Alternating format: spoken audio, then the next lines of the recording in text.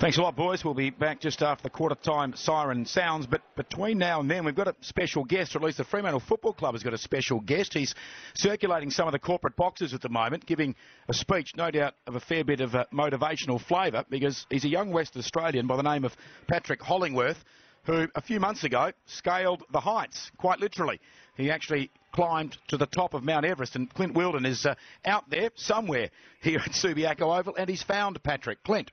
Well, the Fremantle Football Club have, over the years, had to climb a few metaphorical mountains, but one man who knows how to climb the real thing is their special guest today at the Sydney Swans versus Fremantle game here at Subian, Patrick Hollingworth, a man who has climbed the biggest mountain of them all in Mount Everest, and comes along today, I guess, as a footy club looking to make the finals and maybe progress in 2010. What sort of things, what sort of advice can you give the Dockers? I guess, Clint, I don't know, the things I learnt along the way. I mean, it was a pretty long journey for me. It wasn't just climbing Everest. It was a bit of a 10-year path, so probably similar to the Dockers. Just a lot of, I guess, having the ability to stay focused and motivated, and I guess to be persistent and also a little bit stubborn, you know, in the face of adversity, which I think is probably applicable to the Dockers, and obviously they're doing really well this season. Hopefully they can get up today and you know, possibly even make it into the top four. Yeah. You reached the peak back in May this year, I believe. Yeah. How fresh are the memories of the actual achievement and being up on top of the highest point on the planet? Yeah, very fresh, because, I mean, I think about it all the time, actually, and, you know, there's probably not an hour goes by at the moment when it's not in my mind, I guess. I mean, at the moment I'm doing a number of, you know, presentations and so on, so I'm getting to relive it that way. But every now and then, well, as I said, quite often during the day, I'll sort of just reflect back on actually the summit itself, and you know, sort of think about how lucky I was to be there, and how special a place it was, I guess. Yeah. If there could be a cliched look for someone who climbs mountains, I think you've got it. You're a big, strong, strapping young man with 33, big beard as well. How physically demanding is it to just reach the summit? Yeah, it's very physically demanding. It's both physically and mentally demanding. I mean, the summit push, after about five weeks of acclimatising on the mountain, the summit push took 6 days, so we summited on the 6th day. And leaving from Camp 4, which is at 8,000 metres, it took us 21 hours to get to the summit and back to Camp 4, which is still at 8,000 metres. So it's very physically demanding, and so in a lot of my training I was doing a lot of long distance sort of endurance fitness, so I could just keep going, you know, when normally you know, you would sort of just, you'd turn it in, you'd pack it in kind of thing, I guess. So but also mentally you need to be very sort of, I guess, tough and also stubborn in a way, and through all the other climbs I've been doing, I guess I learnt the ability to keep going when all you really wanted to do was just turn around because it was too hard. What sort of toll did it take on the body? I've heard stories of you coughing up blood as you reached near the peak and losing a number of kilograms. I mean, how tough was it? Yeah, pretty tough. I mean, I lost about 20 kilos all up. And I mean, that's a couple of reasons, partly just because at altitude your muscle basically wastes away. Muscle uses a lot of oxygen, there's no oxygen up there, so any muscles that you're not using waste away. Like my upper body, I lost a lot of weight. Also, it's very hard to digest food, you really don't have an appetite, and of course you're just burning a huge amount of calories every day.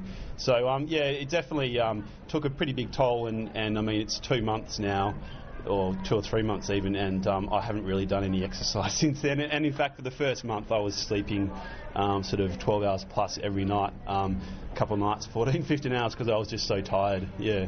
Patrick Hollingworth is our special guest, and indeed the special guest of the Fremantle Dockers today. He's one of 3 West Australians to have climbed Mount Everest. We hear some of the horror stories about some of the climbers and what they've gone through, and indeed not surviving up on the mountain. How much of an impact does that have on you when you prepare for something like climbing Mount Everest?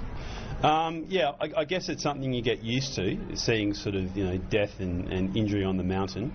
You know, particularly before I leave for a big trip, and particularly for Everest, it was weighing on my mind a lot.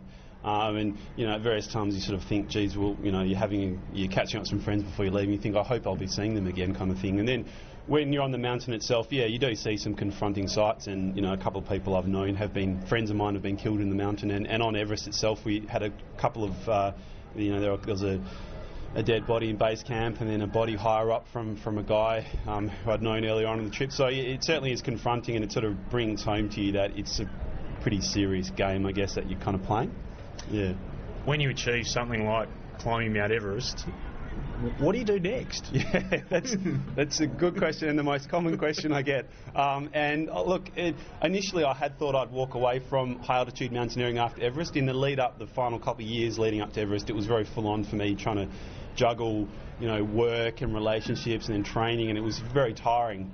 So I thought I'd sort of leave it all behind, also because it is so risky. But I really enjoyed this expedition to Everest, and I felt I felt everything was actually in control for the majority of the trip. So I'll probably go back and do some more climbing in the future, and maybe I've got a trip coming up next year where to some 6,000 metre peaks I might be guiding, and just a casual 6,000. Just a casual stroll, and in the short term here in Perth, I'm just sort of back at work, and I'm also, as I said before, giving some presentations and stuff like that. So yeah. So I'm not going to be hanging up the high altitude mountaineering boots just yet, I think. So you're speaking to a couple of the major corporate functions today. Will the Dockers give you an opportunity to perhaps speak to the players and relate what you had to go through? Look, I'm not sure. I mean, that hasn't really been discussed, but I mean, if they're interested in doing that, I certainly am. I mean, there's obviously some relevant themes there in terms of, as I said before, just being persistent and staying motivated and really, I guess, keeping an eye on the big picture, the dream, but also sort of, slowly ticking off the objectives you need to kind of reach that dream. And for the players, I guess that might be sort of a fairly pertinent point to them. Thanks for joining us. Enjoy the afternoon. Thanks very much, Clint. Cheers.